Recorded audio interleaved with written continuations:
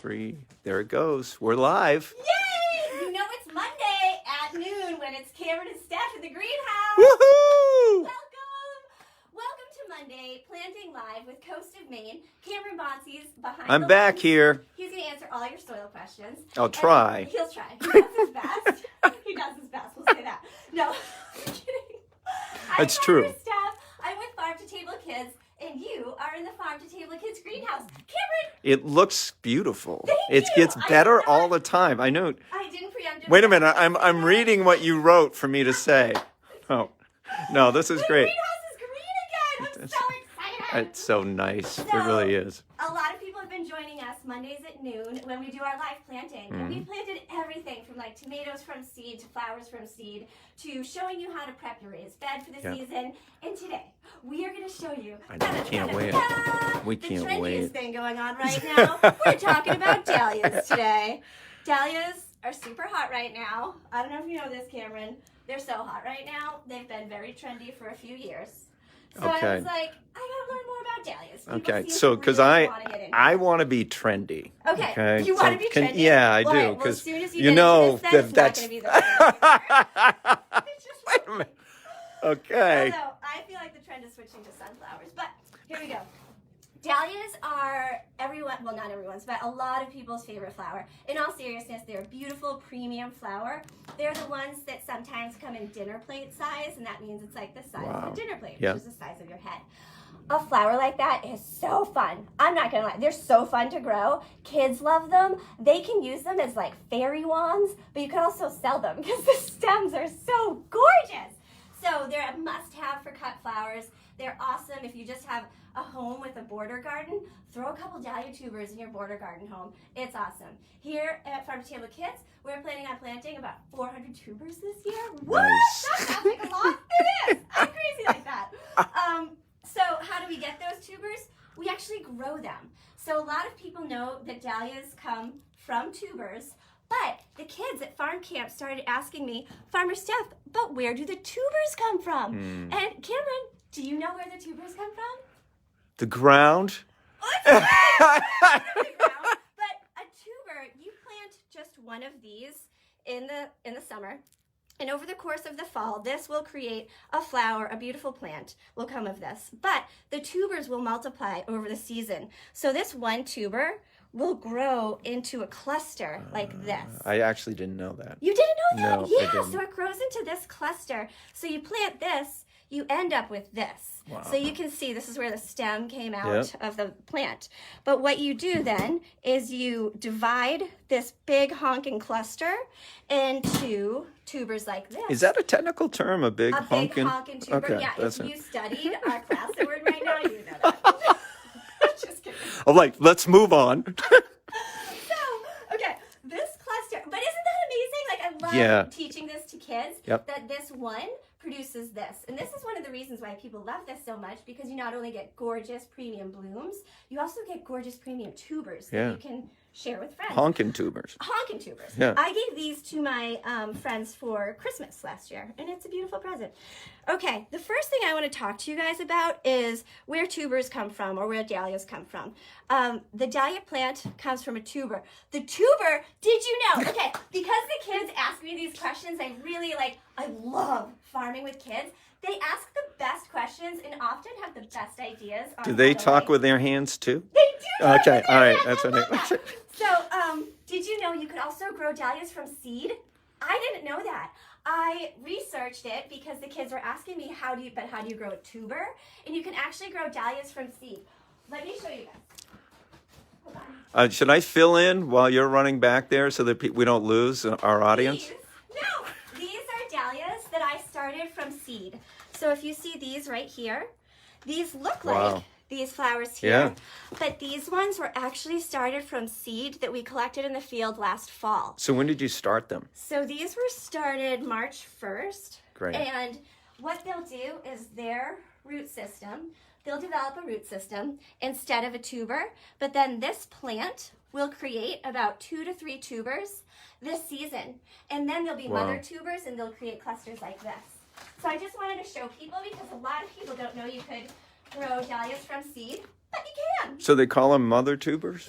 mother tubers. Okay. If they're really good, they're like honking mother tubers. Okay.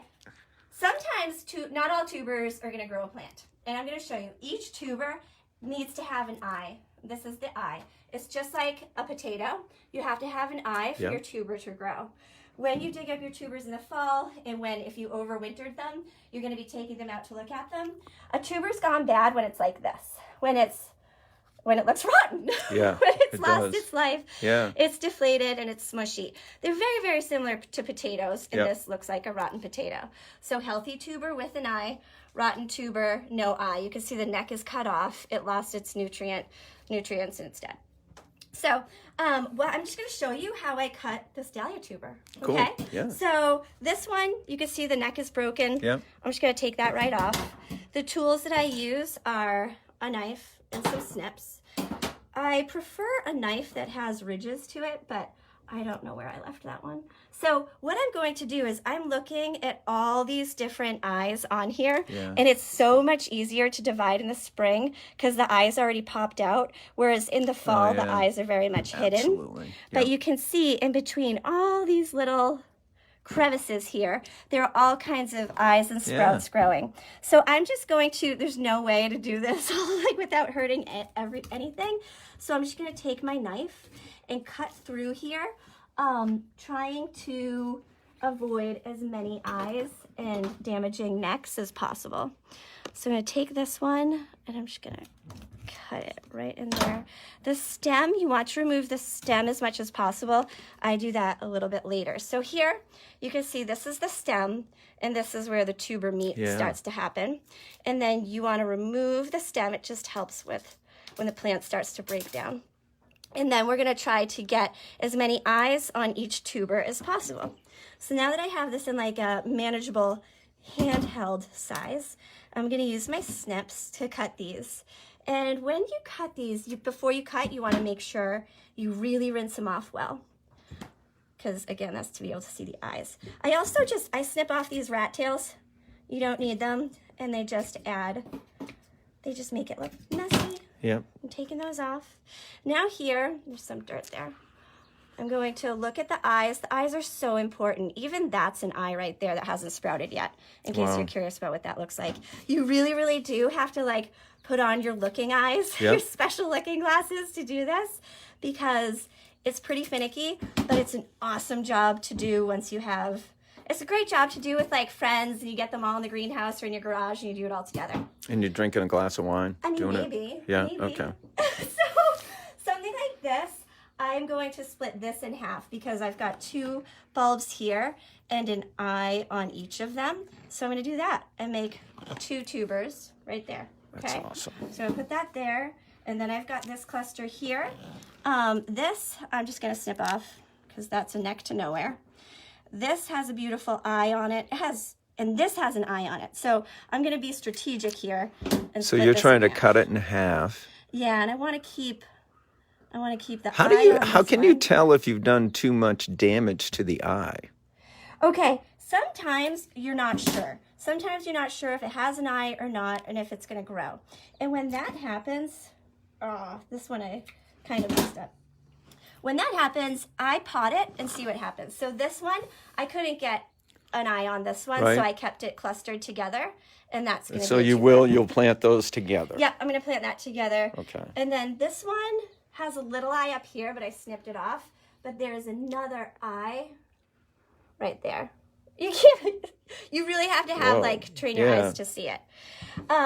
So this is the last of that cluster, and I'm just going to finish this so we finish our clusters. Sometimes I always use snips, but sometimes the tubers are like perfectly woven together, and I can use my fingers to undo them. So that one came off, and then this one has an eye here and an eye here, so I'm going to be able to separate these ones. Cool. And now this one's going to be kind of funky, but that's going to share an eye, and there's an eye there.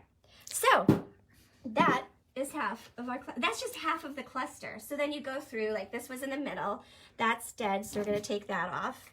We're going to snip these off because the plant doesn't need those for nutrition right now. Okay, clean that up. And then we're going to keep going. See how there's the stem here? Yep. We're going to remove that as we go. But right now, I like snipping into the middle, making a deep cut in the middle, and then peeling it apart. I just like to see how it comes undone naturally without me fussing with it too much. I'm going to peel back the dead stem from last season. And this one, we're going to cut into. So this one here, I've got eyes on this side, not many on this side. So I'm just going to be really mindful of this one. So For a beautiful plant, it starts out kind of ugly. Doesn't it? But all things do. I mean, they all do. It's always better when you blossom into yourself rather than just coming out the gates hot. I'm still waiting for that. Right? 50's around the corner. It's right there. It's right there. So this one, we've got an eye up here. So I'm going to keep this all as one cluster. And then these, I'm going to take off these little tires. Clean this off. This one, okay, this is a good example of one that's broken.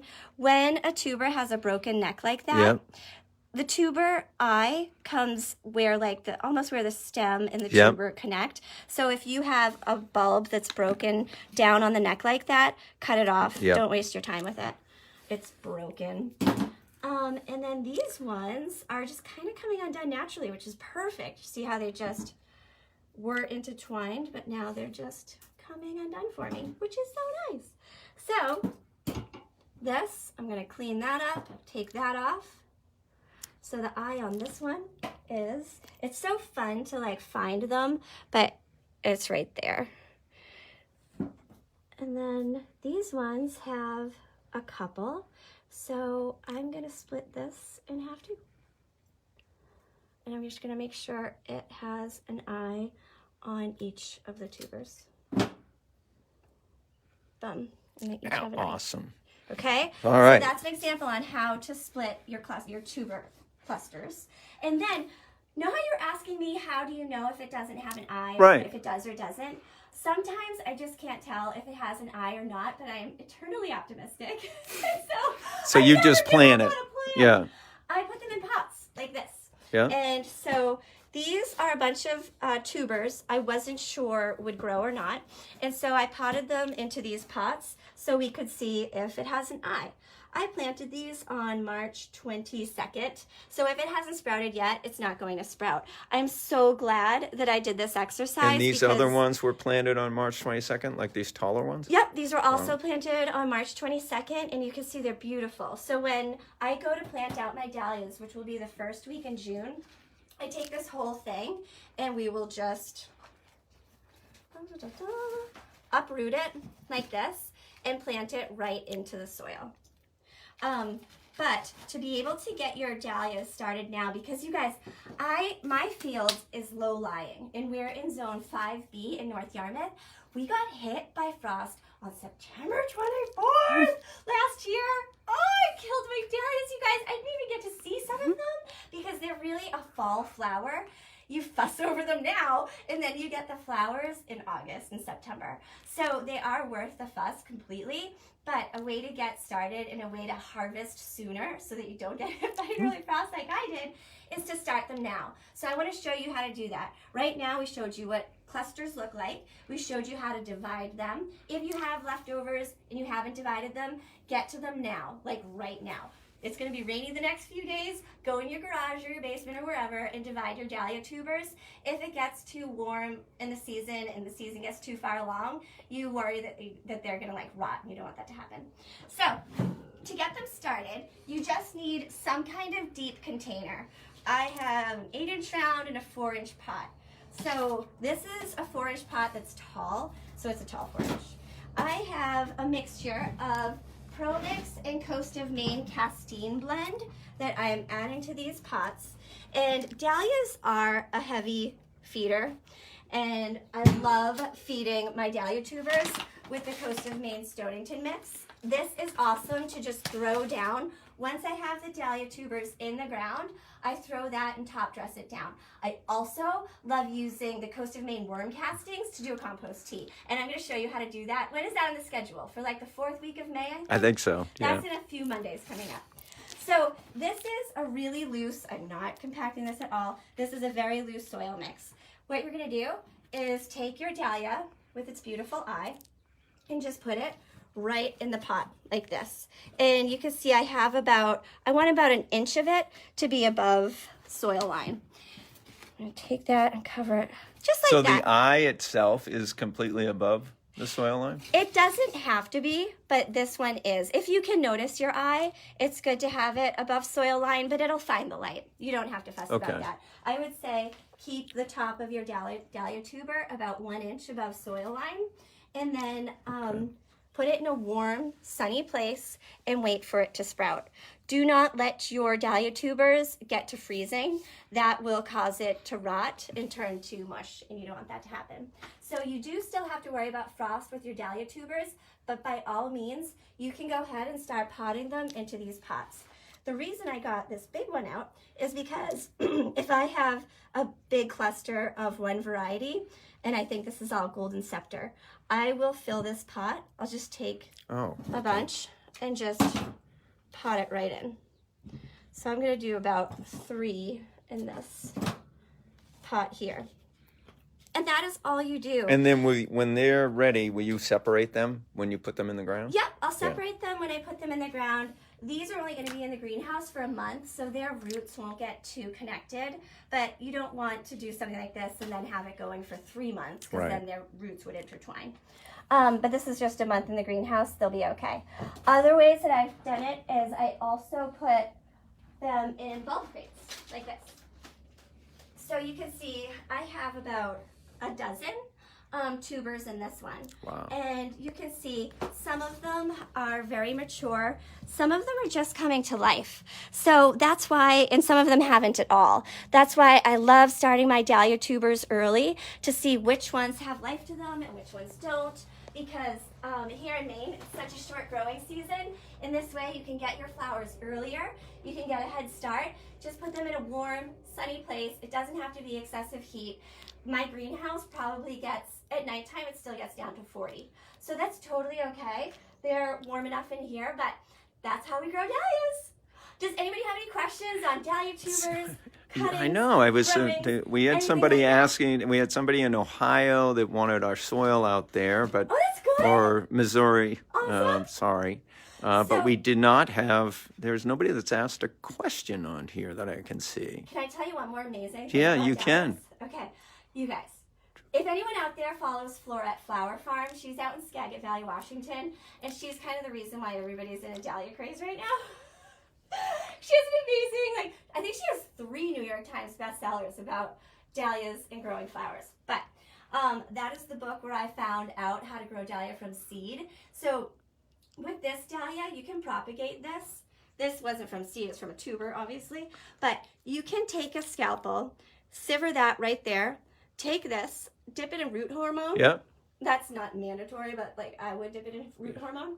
And then you just put it into soil.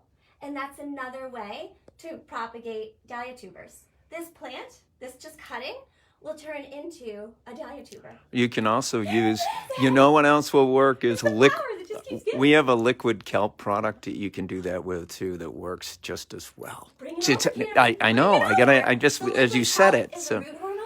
Yeah, and it's real gentle feed and it's Can we try that? Because I haven't clipped these yet, so I want to do it. Let's do it. Let's do it. Okay, fun. Science is amazing. Okay, so that's dahlias, guys. I hope you enjoyed it. I hope you love dahlias as much as I do. They're so much fun. I have 3 bins to go through, so Cameron and I need to start splitting some dahlias.